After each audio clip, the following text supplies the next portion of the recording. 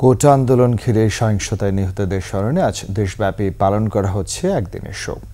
এদিন সরকারি কর্মকর্তা কর্মচারীরা কালো ব্যাজ ধারণ করবেন এবং মসজিদে দোয়া মোনাজাতের আয়োজন করা হবে। এছাড়া মন্দির, গির্জা, প্যাগোডায় থাকবে বিশেষ প্রার্থনার আয়োজন। বিস্তারিত জানাচ্ছেন মফিউর রহমান। সোমবার প্রধানমন্ত্রী কার্যালয়ে মন্ত্রিসভার বৈঠক অনুষ্ঠিত হয়। সভায় সভাপতিত্ব করেন প্রধানমন্ত্রী শেখ হাসিনা।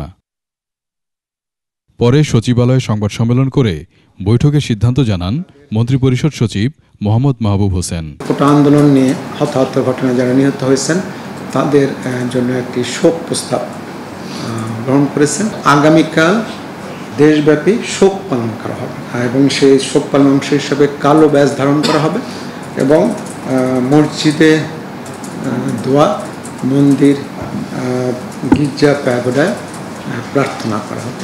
সহিংসতায় নিহতের সংখ্যা নিয়েও কথা বলেন মন্ত্রিপরিষদ সচিব। স্বরাষ্ট্রমন্ত্রী মহোদয় আজকের উনি সবাই বলেছেন, গতকাল বোধহয় 147 বলেছিলেন, আজকে বোধহয় আরও 3টি যোগ হয়েছে 150 উনি বলেছেন। মন্ত্রিপরিষদের বৈঠকে স্বরাষ্ট্র মন্ত্রণালয় কোটা আন্দোলনে প্রতিবেদন উপস্থাপন করেছে বলেও জানান মোহাম্মদ মাহবুব হোসেন। একটি প্রতিবেদন উপস্থাপন করা হয়েছিল এবং সেখানে অন্যান্য মন্ত্রীগণ তাদের তরফ থেকে বিস্তারিত তথ্য উপস্থাপন করেছেন। মফিউর রহমান, 21 টেলিভিশন, ঢাকা।